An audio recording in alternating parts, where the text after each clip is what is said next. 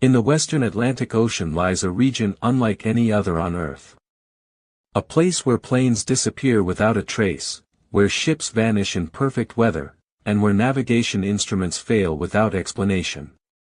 Sailors fear it. Pilots avoid it.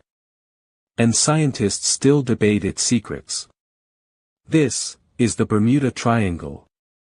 The Bermuda Triangle is an unofficial region stretching between Miami, Bermuda, and Puerto Rico. More than 500,000 square miles of open ocean. No warnings. No boundaries. No official recognition from any government, yet countless navigators report the same strange events. Sudden storms. Compasses drifting off course. Radios dying without reason. Horizons blending into the sea.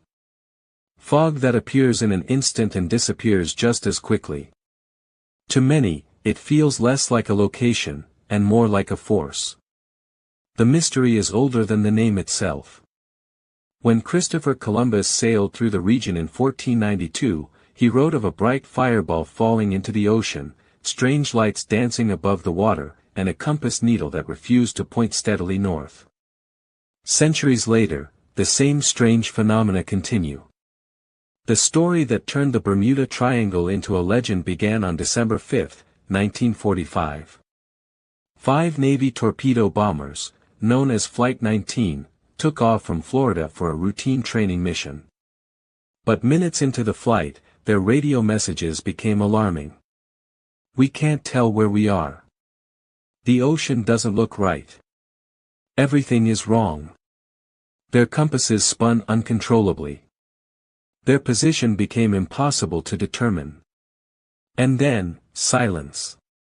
A rescue aircraft, sent to find them, vanished as well. No wreckage was found. No bodies. No clues. 6 aircraft. 27 men. Gone. The ocean tells many stories, but the Bermuda Triangle tells the strangest. In 1918, the USS Cyclops disappeared with over 300 men aboard, still the single greatest non-combat loss of life in U.S. Navy history. 3 years later, the Carroll A. Deering was found drifting near the Carolina coast. Intact, but completely abandoned. The crew was gone. The logbook removed. The captain's quarters stripped of all personal belongings. And in 1967, a small boat named Witchcraft radioed the Coast Guard. The crew insisted they weren't sinking.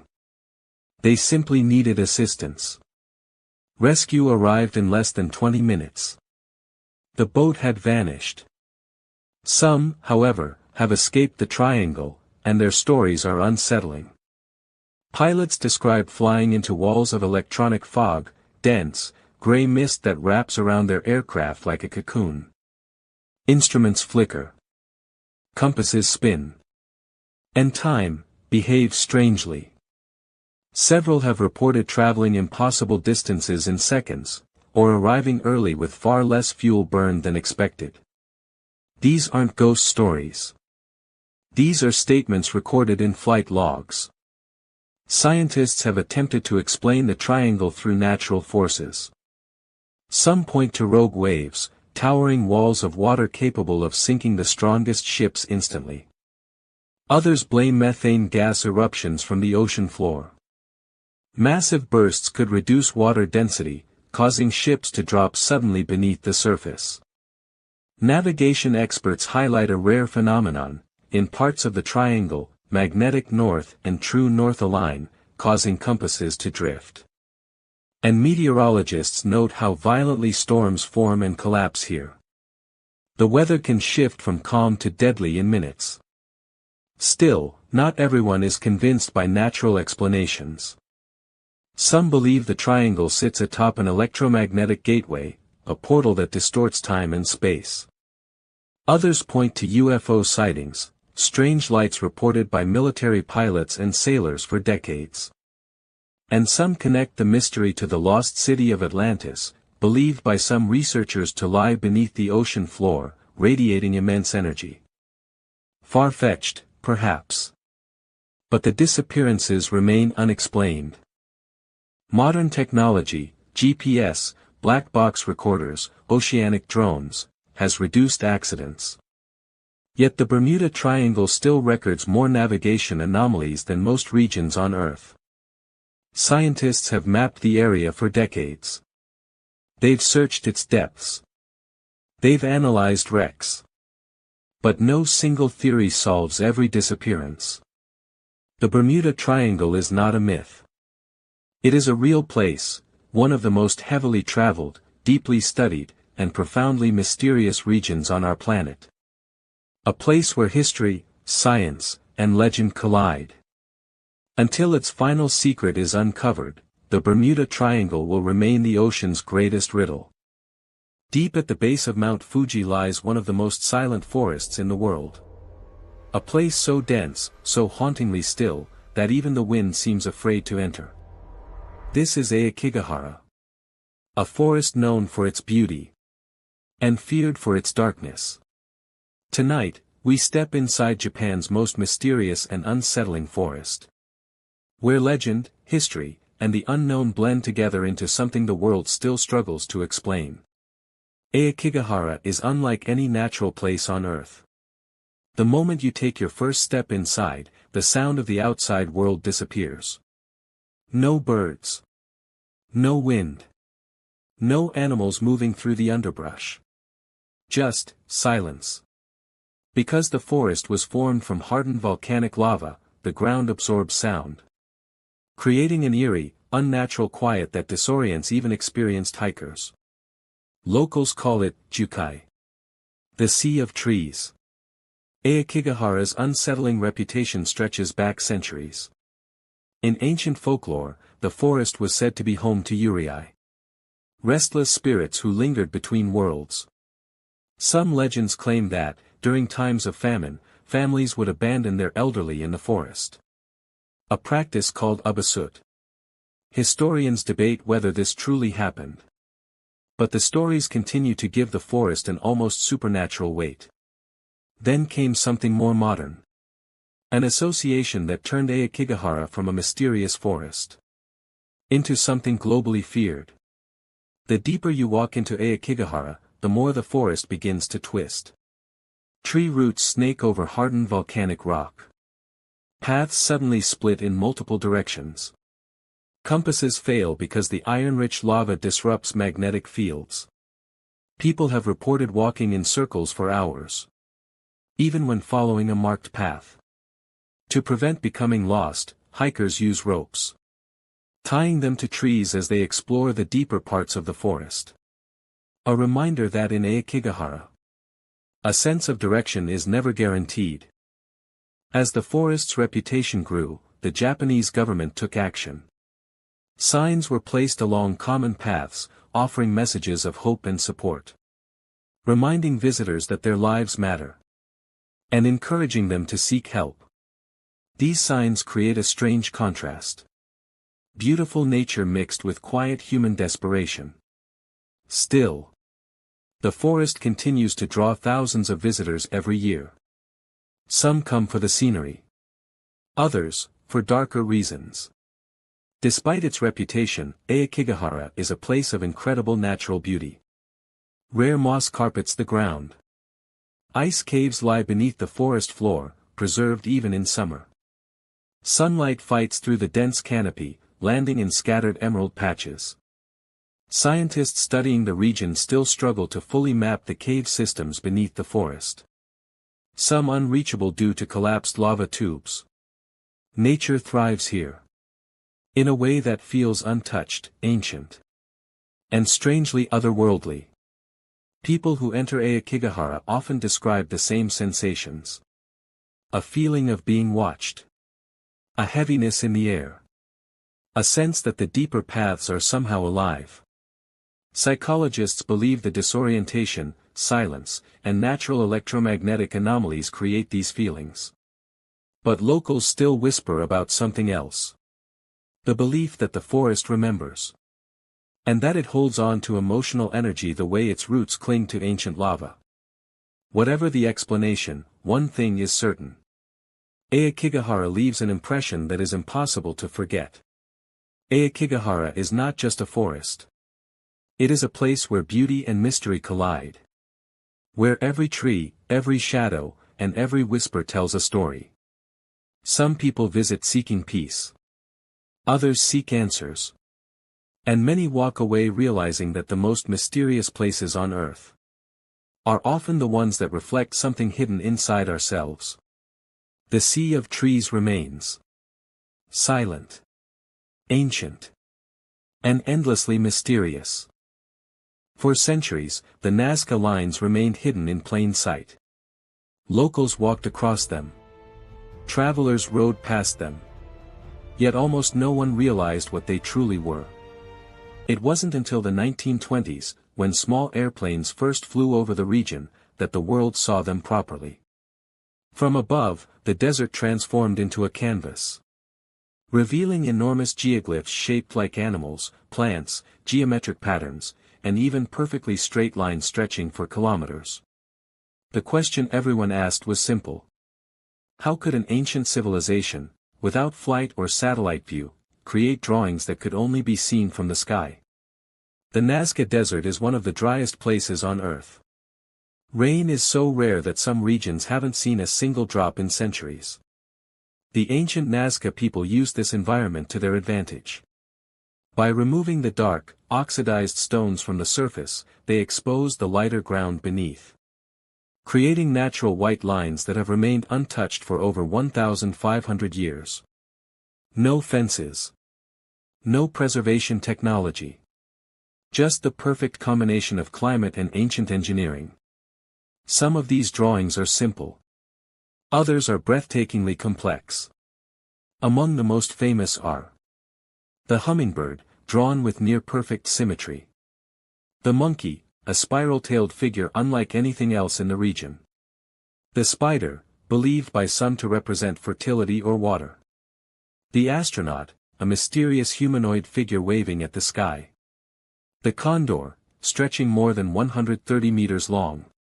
Each geoglyph is so precise that even modern surveyors are impressed. But the scale raises a haunting question. How did the Nazca create perfectly aligned drawings without ever being able to see them from above? One theory suggests the lines served as an astronomical calendar. Straight paths align with the rising and setting of the sun during solstices. Some animal shapes correspond to key constellations visible in the ancient night sky. German mathematician Maria Reich spent over 40 years studying these alignments, convinced the Nazca Lines were the world's largest observatory. Was the desert a giant celestial map? Or were the shapes symbols calling for rain, seasons, and agricultural cycles?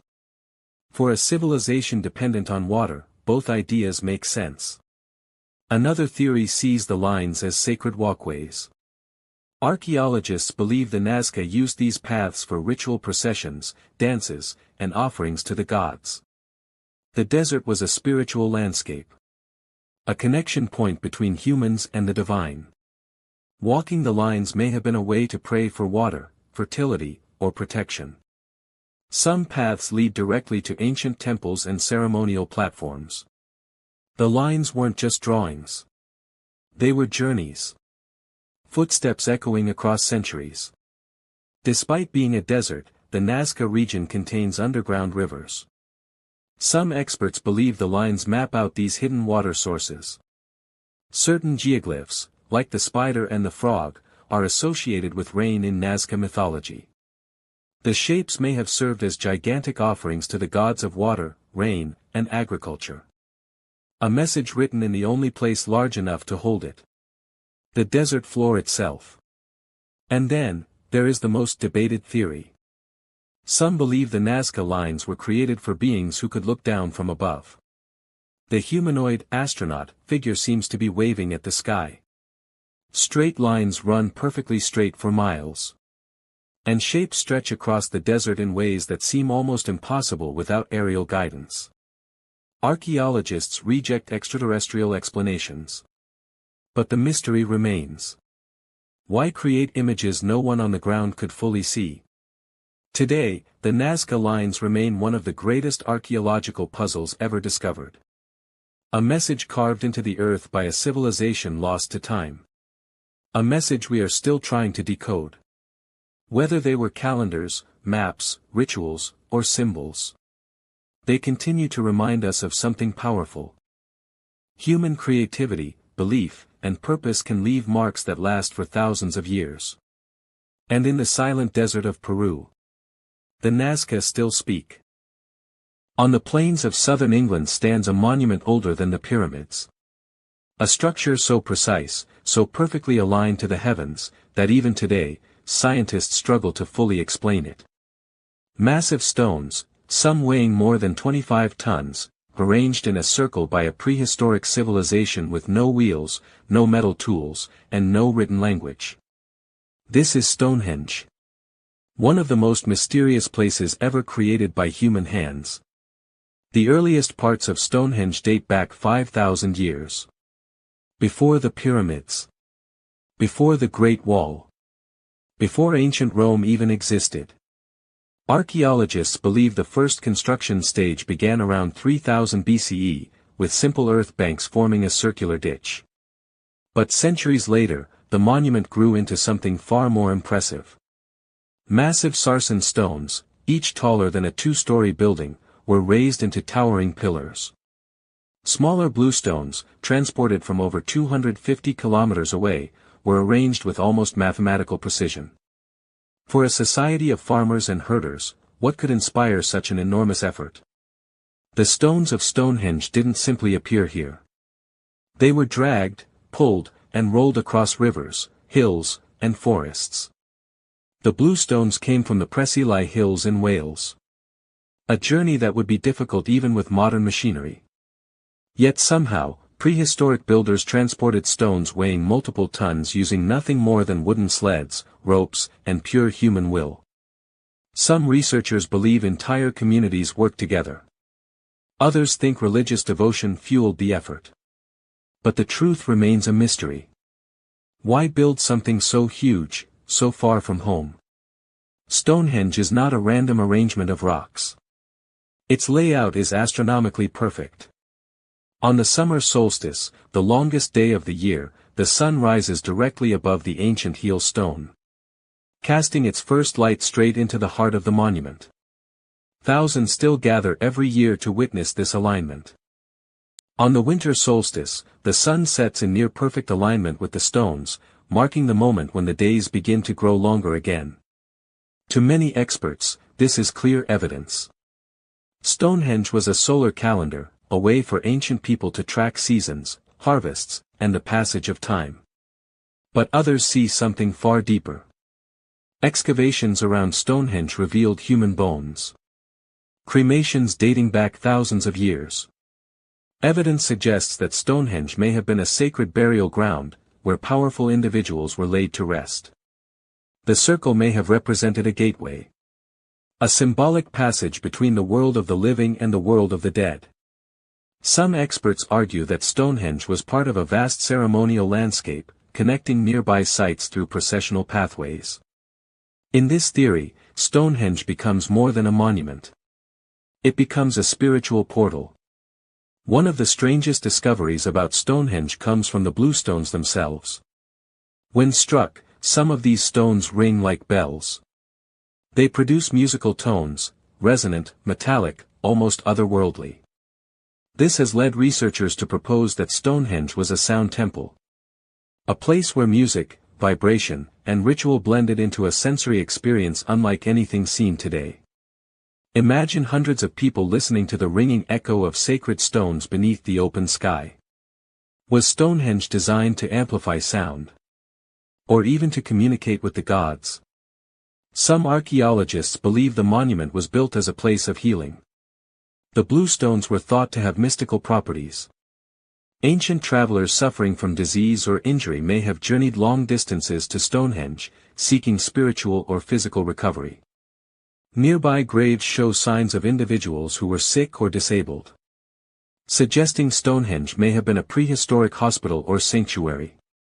If true, the stones were not just markers of the cosmos. but symbols of hope. Despite centuries of research, one question still puzzles historians. Who actually built Stonehenge? Some believe it was constructed by the Beaker people, who arrived in Britain around 2500 BCE. Others credit Neolithic farmers whose names and stories have long been forgotten.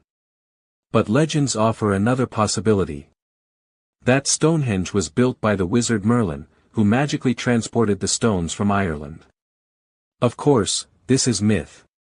But the fact that such stories exist shows how deeply Stonehenge has embedded itself in human imagination. Today, Stonehenge stands as a reminder of humanity's ancient brilliance. A monument created without machines, without written plans, and without any explanation left behind. A memorial to time, death, the sun, the stars, and the unknown. Whatever Stonehenge truly was. A temple, a calendar, a graveyard, or something beyond our understanding. It continues to captivate the world. In its silence, it still speaks. In its stones, it still remembers. And in its circle, the mystery continues. High in the Ural Mountains of Russia lies a frozen wilderness known as Kolat-Syakhl, the Mountain of the Dead. It was here, in 1959, that 9 experienced hikers disappeared, and were later found in a condition so strange, so terrifying, that even today, experts cannot fully agree on what happened. This is the Dytlov Pass incident, one of the most disturbing unsolved mysteries of the 20th century. The team was led by Igor Dytlov, a brilliant engineering student known for his discipline and skill. 8 other hikers joined him, all young, experienced, and well prepared for the extreme winter climate. On January 27, the group began their journey into the mountains. They laughed, took photos, played music, and wrote cheerful diary entries. No one knew these would be their final days. On February 1, the hikers set up their tent on the slope of Kolat-Syakhl, a strange decision. They could have camped in the nearby forest for better shelter, yet they chose the exposed mountainside. That night, something happened, something powerful enough to make the hikers cut their tent open from the inside and flee barefoot into a deadly blizzard. Rescuers found the first 2 bodies under a cedar tree, barefoot, wearing only underwear. 3 more bodies, including Dytlov, were found in the snow between the tree and the tent, as if they were trying to return. Months later, the remaining 4 bodies were discovered in a ravine, with injuries so catastrophic that investigators compared them to a car crash. Some hikers had radioactive clothing. Some had eyes missing, one had no tongue. Yet there were no signs of an external attack. No footprints from outsiders. No signs of murder. Some of the victims had massive internal injuries but no external wounds, as if crushed by an intense force. The tent showed they cut themselves out to escape. But from what? Over the decades, dozens of theories emerged. Avalanche theory, some believe a slab avalanche forced them out of the tent. Infrasound theory, wind-created vibrations causing extreme panic and hallucination. Soviet military tests, secret weapons, missiles, or mines. Yeti attack, popular but with no physical evidence. UFO encounter, bright glowing spheres were reported in the sky that night. Cover-up theory, many documents remain classified. Each theory solves a piece of the puzzle, but none explain everything. More than 60 years later, the Dytlov Pass incident remains one of the most chilling unsolved mysteries on Earth. 9 hikers fled into the frozen night, terrified of something we still cannot identify. What truly happened remains locked in the icy silence of the Ural Mountains, waiting for someone to discover the truth.